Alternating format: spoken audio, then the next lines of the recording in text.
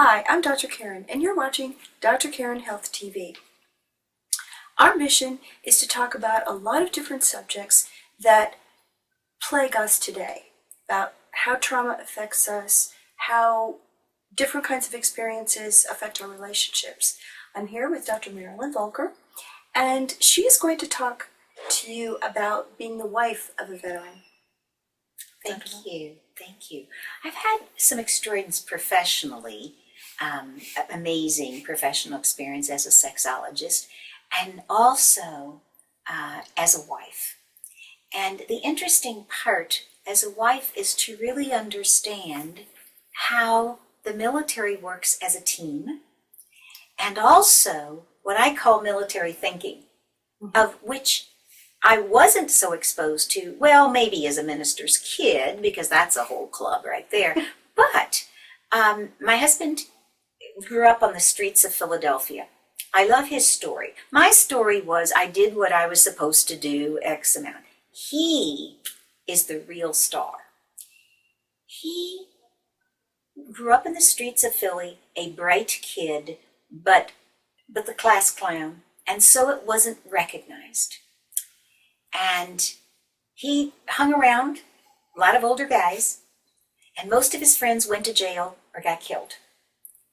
And he decided to, because the teachers weren't encouraging him, and in those days saying you're not going to make it, so he dropped out of high school. Now in those days in the military, you could just go in at 17 with no degree.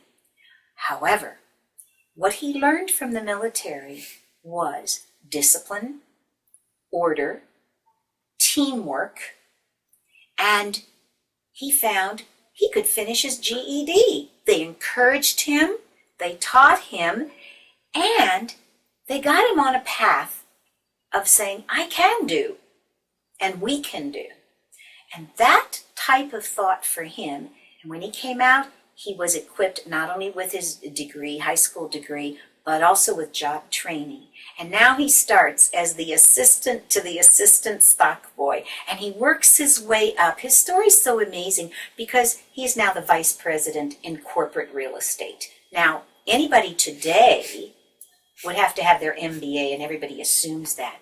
But he says it is what the military taught him about a work ethic, a team ethic, sitting down and knowing the plan of what's going to happen, of following a chain of command that says you better follow that because you're going to get killed. Or in the job is we need to be following a plan because that's how we're going to succeed. And so the family life was a plan. And I really appreciated that. And our children grew up, so much so that our son, one of our sons, decided he wanted to go to the Navy. Of course, he had to finish his degree, and he went off to the Navy. And I wondered why he wanted to be in the military. And I understood his dad was, but not every child of a military person wants to be in the military.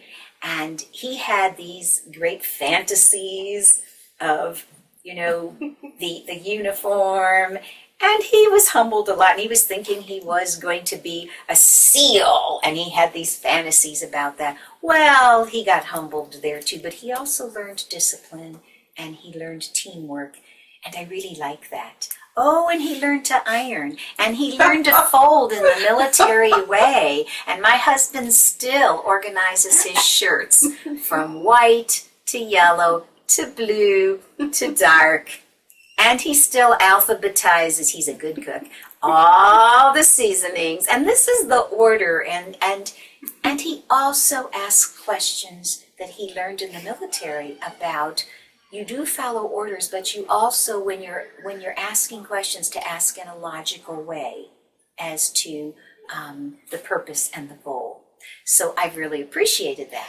Well, everything was doing fine, but he had, here's the sexuality part. At 17, I didn't know him then. He had his first sexual experience at 12. We'll have to bring him on and let him tell his story. He had his first sexual experience at 12 years old, which scares a lot of parents to hear that. But, and he had rapid ejaculation, of course, at 12. That's pretty understandable. However, he had great expectations, and he heard from older guys all kinds of myths about sex. And so he began to have these erection problems because he was scared and he was nervous and he had a lot of mythologies. And therefore, all in his first and second marriage, he had these sexual problems. And so he went to finally get help. Now, the interesting thing, when I was married to him, he had a first heart attack at 47. He was diagnosed diabetes, which meant now his military background said, go get answers, have a plan, only not everything worked. People said, take Viagra. Well, it only worked for a while, but for a lot of people with diabetes, it doesn't work. So what were we to do? Here I am, the person who watched other couples, other people, all right, helping them on their plan Bs in life. And how humbling, and I'm so grateful that I saw that people could have outer course, intercourse, plan B sex, and wow. And now in my own life, I'm going to say it the way that my husband says it. He says he had to rework this whole expectation of what he learned as the street kid in Philadelphia, go into the military, having a plan, and now he has plan B. And he calls it, he doesn't think with his cock mentality. That's how he calls it. But he learned to make the best, and I believe is the best lover in sex, because he thinks with that whole body connection.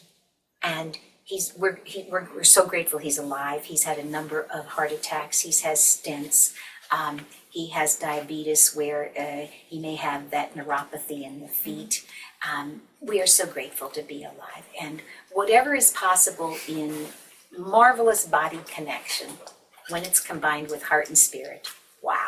So at 70 years old, we're expecting to have wonderful sex in plan A, plan B, and whatever works. By the way, he gives himself a shot to his penis. He's one of the thousands of people, men, who when a shot is given to the penis, he can get an erection. And he's very happy about that, which lasts about an hour. And sometimes I'll take 10 minutes and then you can just look at it, or we'll take pictures. You have to have a sense of humor. Really, truly a sense of humor. That is a great point. Yes. Love, faith, sense of humor. If I were to say things that I've seen him and many, many other veterans, I look and I ask them, how do you cope? What's your positive and what's your negative way of coping? And my husband had said many times when he's been interviewed at medical schools and at any kind of counseling, and I have to take off my sexology hat and be the wife. Now I'm the wife. And how have we coped? And he would say his sense of humor and his plan that he learned from the military is that you need to have a plan and have direction. And I've learned from all the people I've worked with, you see what's possible. You don't give up. You have faith. And you suspend. This is my favorite. Somebody told me this. You suspend what you think should happen, and you see what's possible, because you're going to be given gifts. And that's what we've been given. That is a great place to stop. Thank you so much for sharing your story, welcome. Dr. Volker. Thank you very much. You're welcome. I'm Dr. Karen, and you're watching Dr. Karen Health TV. Stay tuned for our next episode.